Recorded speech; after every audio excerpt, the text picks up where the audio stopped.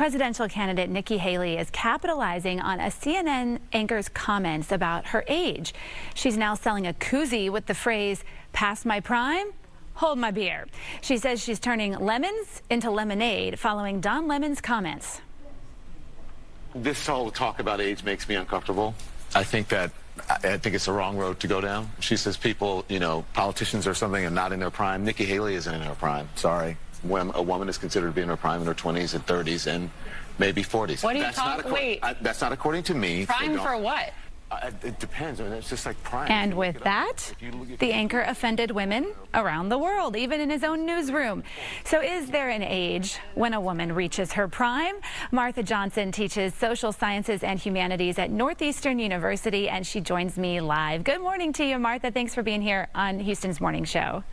Thank you so much for inviting me, Sally. It's a pleasure to join you. Well, we just heard the conversation there where Don Lennon said, according to others, women reach their prime in the 20s, 30s, and 40s. What was your reaction when you heard the comment? I was alarmed, to say the least. I think when you equate women's prime to their 20s, 30s, and 40s, you're essentially saying that women's value and only value is having children and looking good.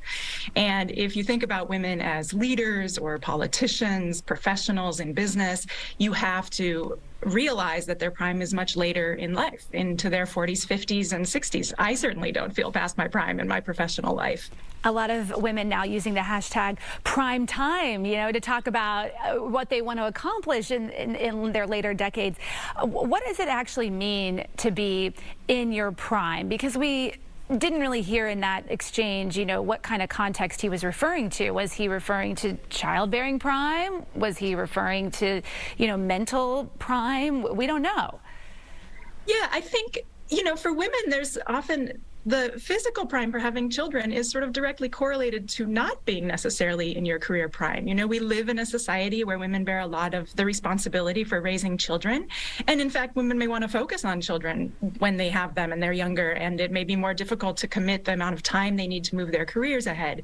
So for most women, if they have a family, the career prime will come later, often after their children are grown. And so we can think about prime in two different ways. I don't think very many women want to have young children when they're 60. That isn't necessarily your physical prime for raising kids or for doing physical activities, but later on, you may really want to focus on your career, and you may have the time and the energy and the experience and expertise to do well and move ahead and become a leader in your career. That's so true. I'm thinking right now of all the women who might be watching from home and have young children who are going to say, when my kids do get into school, I want to go back into my career, and that will be my prime as I get into my 40s and 50s. You say research actually proves Lemon wrong when it comes to a woman's political prime.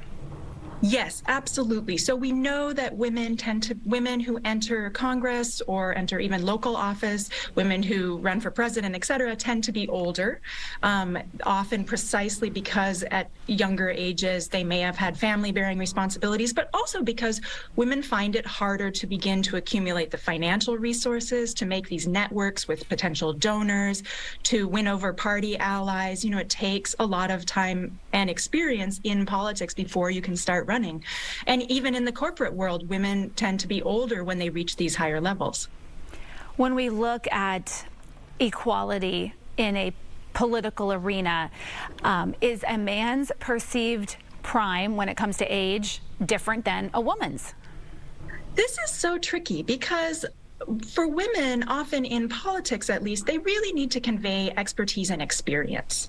And so voters may, in fact, think better of slightly older women. It's not necessarily the case that their physical appearance is going to make them more appealing to voters.